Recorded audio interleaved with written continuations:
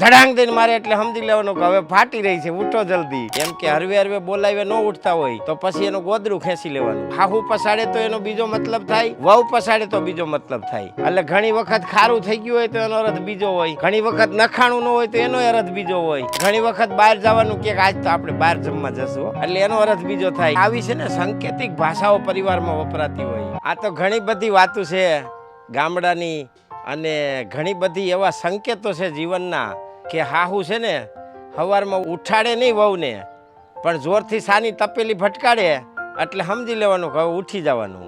ઘણી વખત આવી છે ને સાંકેતિક ભાષાઓ પરિવારમાં વપરાતી હોય. આપણે હાંજે ઘીરે જાય અને ભાખરીને શા બનાવ્યા હોય સમજી લેવાનું કે આજ માતાજી મૂડમાં નથી, સમજી ગયા. અને ઘણીવાર ભાઈ સૂતા હોય અને એની ઉઠાડવાની એક રીત હોય, એમ કે હરવે હરવે બોલાવે ન ઉઠતા હોય તો પછી એનું ગોદડું ખેંચી લેવાનું હોય એમ. અને કાં બાજુમાં કાંઈક ટોકરી બોકરી વગાડીને કરે આરતી ચાલુ એટલે ઓટોમેટિક ઉઠી જાય. આ બધાય છે ને એવી બધી સાંકેતિક ભાષાઓ છે કે સાનું ઠામ પસાડે તો હાહુ પસાડે તો એનો બીજો મતલબ થાય, વહુ પસાડે તો બીજો મતલબ થાય, ઠામ ધોતા ધોતા ખખડાવે તો એનો મતલબ બીજો થાય, ઠામણા હુકવાટાણે મૂકે ને ત્યારે જોરથી મૂકે ને તો એનો મતલબ એ બીજો થાય. આવી છે ને પરિવારમાં સાંકેતિક ભાષાઓ જે લુપ્ત થઈ ગઈ છે, એનેથી એટલું બધું આમ તો છે ને આ જ્ઞાન વધારવા માટેની વાત છે, આપણે કોઈને નિશા નથી પસાડતા, પણ આવા બધા મારા ને તમારા બધાના ઘરમાં હોય. આ કાંઈ મારું ઘર કોઈ સ્વર્ગમાં છે એવું હું કાંઈ નથી કહેતો.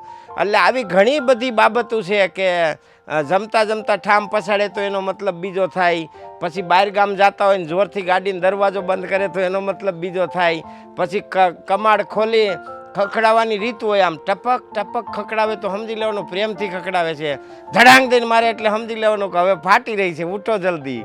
એટલે આવી બધી કેટલી બધી સાંકેતિક ભાષાઓ છે સમાજમાં ને સંસારમાં. એવી હાહુ દરવાજો ખખડાવે તો બીજો અવાજ હોય, વહુ દરવાજો ખખડાવે તો બીજો અવાજ હોય, બહાર ગામથી આવ્યો હોય ને ખખડાવે તો બીતા બીતા ખખડાવતો હોય. એટલે આ બધાય આમ તો ખરેખર આપણા વ્યવહારિક સંકેતો છે, અને આ પરિવારમાં નોલેજમાં હોય ને તો માણસનો સર્વાંગી માનસિક વિકાસ થાય. એટલે હું તો એક તમારી જાણ માટે કહું છું, કોઈને નીચા દેખાડવા નથી કહેતો. એવી રીતે આપણા પરિવારના માહોલમાં આમ બાપુજી એક વખત બોલે તો એ જુદી રીતે હોય, આમ ધીમે ધીમે બોલતા હોય તો એનો અર્થ બીજો થાય, પછી મોટી આંખું કરીને બોલે તો એનો અર્થ બીજો થાય, પછી જોરથી બોલે તો એનો અર્થ બીજો થાય, પછી ખાવા ટાઈમે ન આવે તો એનો અર્થ બીજો થાય, ટાઈમે રંધાણું ન હોય તો માતાજીનો અર્થ બીજો થાય, અથવા તો રાંધવાટાણે લોટ પાણી લાકડા કર્યા હોય ને ફટાફટ હકેલવાનું એટલે સમજી લેવાનું કે આજાને ઉતાવળ છે ને કાનો મૂડ નથી. એટલે ઘણી વખત ખારું થઈ ગયું હોય તો એનો અર્થ બીજો હોય, ઘણી વખત નખાણું ન હોય તો એનો અર્થ બીજો હોય, ઘણી વખત ખાટી સાઈ હાઈબડી હોય તો એનો અર્થ બીજો થાય. એટલે ઘણી વખત કઢી ખીચડી હોય એટલે સમજી લેવાનું કે આજ પ્રોગ્રામ હોય એમ, ઘણી વખત સાંજે સાન ભાખરી આવે એટલે સમજી લેવાનું કે આજ મૂડમાં નથી એમ. એટલે ઘણી વખત બહાર જવાનું કે આજ તો આપણે બહાર જમવા જશું એટલે એનો અર્થ બીજો થાય. એટલે આ બધી છે ને સંસારની આખા સમાજને લાગુ પડતી વાત છે, અને આ એક બહુ આનું મહત્વ છે જો સમજાય તો.